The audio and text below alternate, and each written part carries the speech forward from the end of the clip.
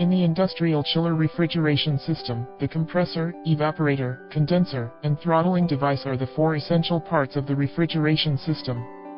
The condenser is a device that releases heat and absorbs the heat absorbed by the evaporator.